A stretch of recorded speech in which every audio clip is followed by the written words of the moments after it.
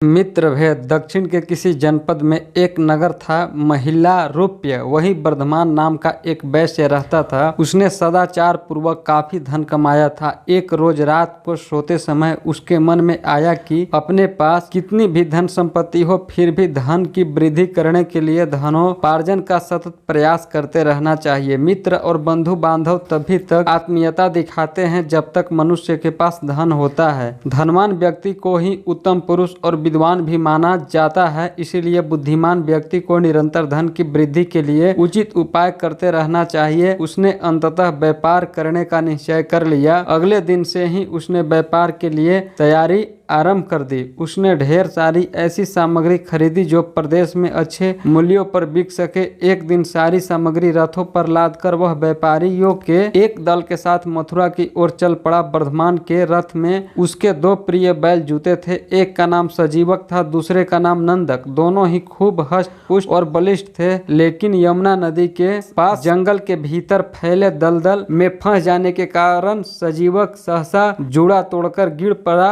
उसका एक पांव टूट जाने के कारण वह चलने में असमर्थ हो गया। वर्धमान सजीवक को बहुत चाहता था। उसकी पीड़ा से दुखी वह 3 रातों तक जंगल में ही पड़ा रहा। उसे आशा थी कि शायद कुछ संभल जाने पर सजीवक फिर चल सके। वर्धमान के साथी व्यापारियों ने उसे समझाया कि सजीवक के कारण सिंह, बाघ आदि वन्य पशु आसपास ही मंडराने लगे हैं। इस एक बैल के लिए हम सबका जीवन खतरे में डालना ठीक नहीं। बुद्धिमानों को चाहिए कि जब बहुत कुछ दांव पर लगा हो तो थोड़े का त्याग करके अधिक से अधिक बचा ले। आप ही सजीवक का मुंह छोड़कर यहाँ से निकल चले, इसी में हम सबकी भलाई है। सजीवक को उस दशा में छोड़ते बड़ी पीड़ा हो रही थी तो भी व्यवस्था थी। वर्धमान ने सजीवक की रक्षा के लिए कुछ रक्षक नियुक्त कर दिए और स्वयं दल के साथ मथुरा नगर की ओर बढ़ गया। उनके जाने के बाद रक्षकों की रात बड़ी कठिनाई से बीती। चारों ओर से हिंसक जंतुओं की दहाड़ सुनाई पड़ रही थी। भोर होते ही सारे रक्षक वहां से भागे और जाकर व्यापारियों के दल में मिल गए। उन्होंने वर्धमान को झूठी सूचना दी कि सजीवक तो रात में ही मर गया। वर्धमान दुख से तड़प उठा, लेकिन अब कर भी क्या सकता था। उधर यमुना तट की शीतल ब्यार से सजीवक धीरे धीरे स्वस्थ हो चला। फिर एक दिन वह उठ खड़ा हुआ। तट पर जाकर वह हरी हरी कोमल घास चरने लगा। शरीर में जान पड़ी और कुछ ही दिनों में वह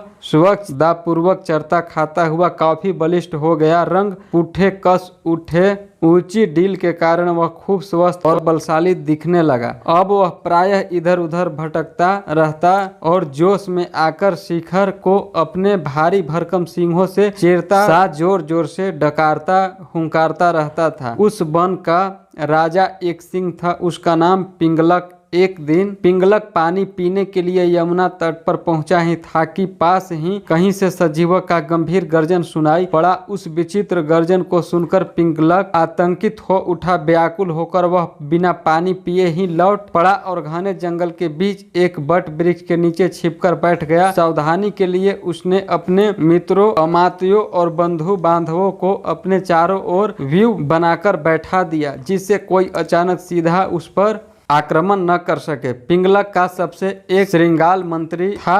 अब वह तो जीवित नहीं था, पर उसके 2 पुत्र थे, करकट और दमनक। इन दोनों को पिंगलक सिंह की सभा में मंत्री का पद नहीं मिला था। इस बात से दोनों दुखी भी थे, किंतु वे सदा वनराज पिंगलक के आगे पीछे ही रहते थे। उन दोनों ने पिंगलक को इस प्रकार चारों ओर घेरा सा बनाकर दुबके बैठे देखा तो आपस में विचार करने लगे। दमनक बोला, भाई करकट, हमारा स्वामी राजा पिंगलक प्यास से व्याकुल होकर जमुना तट पर पानी पीने गया था, लेकिन बिना पानी पिए ही एकाएक लौट आया और इस तरह व्यू के बीच दुबककर बैठा है। आखिर इसका क्या कारण हो सकता है? करकट ने खींच कर कहा, अरे होगा कुछ, वह जाने और उसके मंत्री जाने। हमें इस बखेड़े में पड़ने से क्या लाभ। बिना किसी मतलब के कोई काम नहीं करना चाहिए। वीडियो पसंद आए तो प्लीज लाइक कीजिए और जितना हो सके प्लीज आप शेयर कीजिए। ऐसे और वीडियोज के लिए चैनल को सब्सक्राइब करने के लिए बिल्कुल न भूले। मिलते हैं एक ऐसे रोचक जानकारी के साथ, तब तक हर हर महादेव।